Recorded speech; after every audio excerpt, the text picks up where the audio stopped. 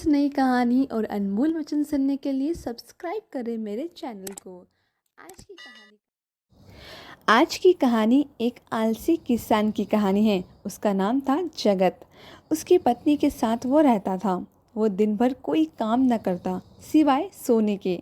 उसके इस आलसपन की वजह से उसकी पत्नी रजनी बहुत परेशान थी। फिर उसने एक तरकीब लगाई अपने पति का आलस दूर करने की। वो तरकीब क्या थी, जानने के लिए सुनिएगा पूरी कहानी।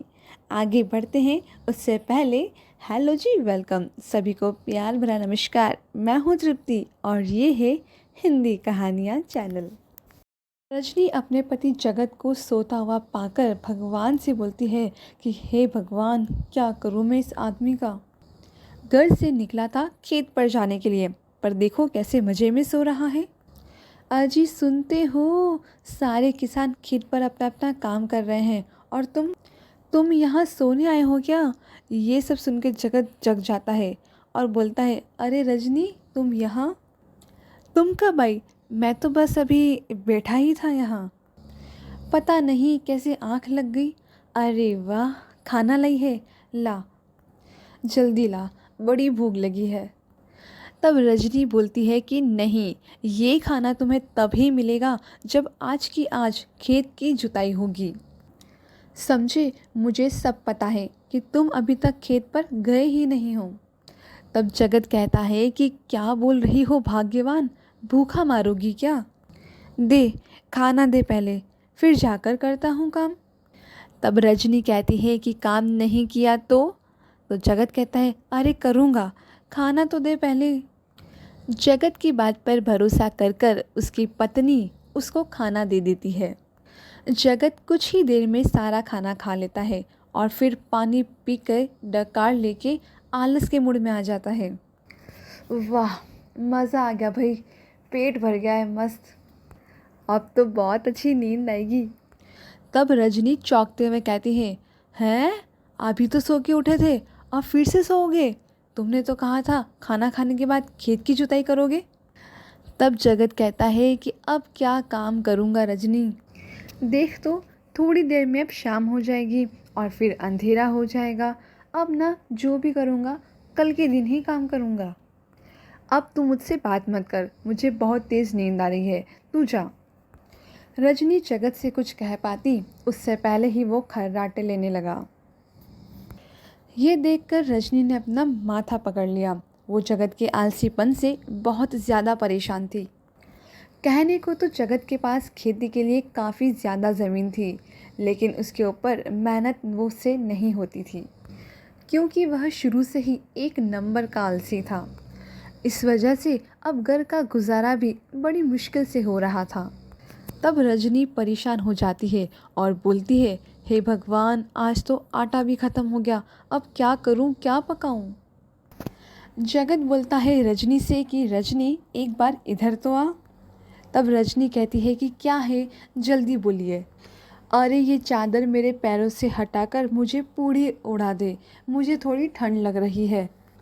और हाँ, खाना बन जाए तब मुझको उठा देना, उससे पहले मत उठाना, समझी। तब रजनी कहती है कि कहाँ से बनेगा खाना, घर में तो आटा है ही नहीं। तब जगत लेटे लेटे ही उससे बोलता है, तो बाज़ार से ख़रीद के ले आ, उसमें क्या है। और अच्छा सुन, अगर बाज़ार जाए तो मेरी चप्पल जो घर के बाहर पड़ी है उसे भी उठाकर अंदर ले आना। तब रजनी गुस्से में कहती है कि और तुम बस लाश की तरह पड़े रहना। अरे कभी तो हिल लिया करो, जिंदा हो तो जिंदा की तरह बर्ताव तो किया करो। तब जगत कहता है कि ये कैसी बात कर रही है तू, तेरा पति हूँ मैं, सारी तमीज़ भूल गई क्या। तब रजनी कहती है कि नहीं, मैं कुछ नहीं भूली, तुम सब कुछ भूल गए हो, तुम अपनी जिम्मेदारियों को भूल चुके हो। सारी खेती का सत्यानाश करके तुम बैठे हो। अरे बैठे कहाँ हो, तुम तो बस लेटे ही रहते हो। इतना कहकर रजनी रोने लगती है और जगत को उसका रोना पसंद नहीं आता। वो उठकर बैठ जाता है और फिर रजनी से कहता है, ले ले, उठ गया मैं, अब खुश, बता अब मुझे क्या करना है, मैं सब करूँगा, तुम बस रोना बंद कर दे, चल। तब रजनी कहती है कि ठीक है, अब मैं नहीं रोऊंगी, अगर तुम अपना ये आलस छोड़ दो तो। तब जगत कहता है कि अरे आलस कहाँ करता हूँ मैं, बस थोड़ा जल्दी थक जाता हूँ। तब रजनी कहती है कि अच्छा, तुम ऐसा करते क्या हो जो थक जाते हो, रहने ही दो, तुमसे तो बात करना ही बेकार है। मैं जा रही हूँ मायके, अब तुम ही संभालो खुद को और अपनी गृहस्थी को। तब जगत सुनकर चौंक जाता है कि वो अपने मायके जा रही है। वो कहता है अरे अरे सुन, ऐसा क्या कर रही हो रजनी, ऐसा ना करो। ठीक है, मैं वादा करता हूँ तुमसे कि तुम जैसा कहोगी मैं वैसा ही करूँगा, ये पक्का वादा। रजनी जानती थी कि जगत उसे मनाने के लिए ही ये सब बोल रहा था, लेकिन फिर भी वो मान गई और घर छोड़कर नहीं गई। फिर अगले दिन वो जगत को जगाती है सुबह सुबह और कहती है कि चलो उठो, अब सुबह हो गई है, हमें खेत पे जाना है और आज मैं चलूँगी तुम्हारे साथ, दोनों मिलकर खेत में काम करेंगे। तब जगत कहता है कि क्या इतनी सुबह सुबह, तू ना दिन भर कितना काम करती है घर में, थक जाती होगी, चल थोड़ी देर और सो जा। तब रजनी कहती है कि ठीक है, तुम यहीं सो जाओ और मैं चली अपने मायके। तब जगत कहता है कि अरे अरे धमकी क्यों दे रही है, चलता हूँ। मजबूर होकर जगत को बिस्तर से उठना ही पड़ता है। तब रजनी उसको लेकर खेत में जाती है। फिर रजनी कहती है कि सुनो, तुम वहाँ से जोतना शुरू करो और मैं यहाँ से करती हूँ, और दिन होने से पहले हमें पूरा खेत जोतना है, ठीक है, और अगर एक पल के लिए भी तुम रुके ना तो अच्छा नहीं होगा। तब जगत कहता है हाँ हाँ ठीक है। खेत की एक साइड से जगत अपना फावड़ा लेकर खुदाई शुरू करता है और रजनी उससे थोड़ी ही दूरी पर फावड़ा लेकर खुदाई शुरू करती है। अभी जगत ने कुछ फावड़े मारे ही थे कि उसे कुछ अजीब सी आवाज़ आती है और कुछ ही देर में उसका फावड़ा किसी दूसरी चीज़ से जाकर टकरा गया। तो वो देखता है कि अरे ये ज़मीन में से क्या निकला, ये तो कोई बर्तन लग रहा है। तब वह रजनी को बुलाता है, रजनी रजनी इधर आओ, ये देखो ये क्या है। तब रजनी भी भागते भागते वहाँ पे आती है। रजनी जगत से कहती है कि अरे ये क्या, ये तो बहुत पुराना बर्तन लगता है, कहीं ये कोई गड़ा खजाना तो नहीं। तब जगत चौंक जाता है और कहता है अरे ऐसा भी हो सकता है क्या, जल्दी जल्दी खोल कर देखो इसे, इसमें क्या है। रजनी फ़ौरन उस कड़े के ऊपर बंधा हुआ कपड़ा हटाती है। वो बर्तन सोने के सिक्कों से भरा हुआ था। ये देखकर जगत और रजनी दोनों बहुत खुश हो जाते हैं। तब जगत कहता है रजनी से कि अरे ये तो हमारी किस्मत ही खुल गई, अब तो हमें कभी काम करने की ज़रूरत ही नहीं पड़ेगी। तब रजनी कहती है कि हाँ, लेकिन सुनो, इसमें तो बस ये थोड़े से ही सिक्के हैं और क्या पता अपने खेत में ऐसे और भी बर्तन गड़े हुए हों, इसलिए हमें जल्दी जल्दी खुदाई पूरी कर देनी चाहिए। तब जगत कहता है कि अरे छोड़ ना, इतने सिक्के कम हैं क्या। तब रजनी कहती है कि हाँ, अभी हमें और भी सिक्के चाहिए। तुम्हें नहीं करना है काम तो तुम मत करो, लेकिन मैं तो आज के आज सारा खेत जोत कर ही रहूँगी। इतना कहकर रजनी फावड़ा उठाकर फिर से खेत जोतने में लग जाती है। जगत के मन में भी सिक्कों का थोड़ा बहुत लालच आ जाता है और वो भी खेत जोतने में लग जाता है। थोड़ी ही दूर ठीक वैसा ही एक बर्तन फिर से निकलता है। उसमें भी पहले की तरह सोने के सिक्के थे। अब तो जगत और रजनी में खेत जोतने का फिर से जोश आ जाता है और वो कुछ ही देर में सारा खेत जोत देते हैं। सारा खेत जोतने के बाद उन्हें 4 मटके मिलते हैं जो कि सोने के सिक्कों से भरे हुए थे। तब जगत रजनी की तारीफ़ करता है और उसके कहता है कि अरे वाह रजनी, तुमने तो इतना अच्छा सजेशन दिया कि हमारे खेत में और भी गड़े होंगे। मुझे तो पता ही नहीं था कि हमारे खेत में इतना सारा धन गड़ा हुआ है, लेकिन आज कुछ ज़्यादा ही मेहनत कर ली, हाथ पैर बहुत दर्द करने लगे हैं।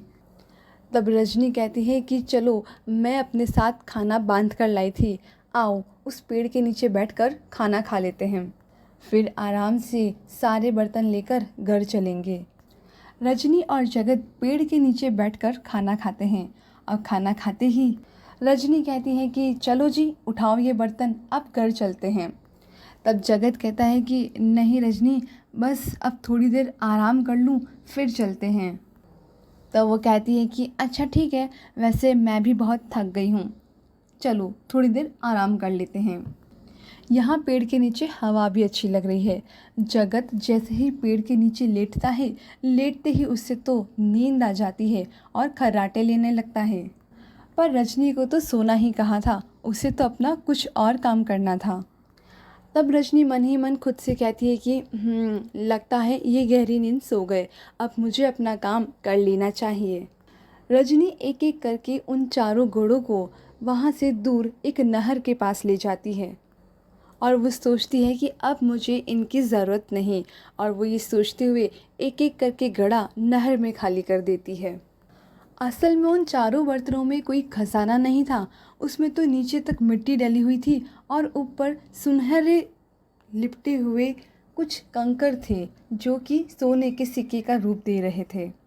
ये सब रजनी ने खुद ही किया था और उन चारों घड़ों को अलग अलग जगह अपने खेत में गाड़ दिया था, ताकि लालच में आकर ही सही जगत अपने खेत में काम तो करे और उन चारों घोड़ों को वो जहाँ से किराए पर लाई हुई होती है वहाँ पर लौट के आ जाती है और फिर वापस जाकर जगत के बगल में सो गई। कुछ देर बाद जब जगत की नींद खुलती है तो वो एक भी घड़ा अपने आसपास नहीं पाता है और रजनी से कहता है, रजनी तू सो गई क्या?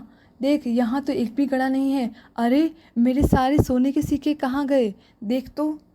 तब रजनी बोलती है, अरे अभी तो यहीं रखे हुए थे। ओ भगवान, लगता है कोई और उसको ले गया।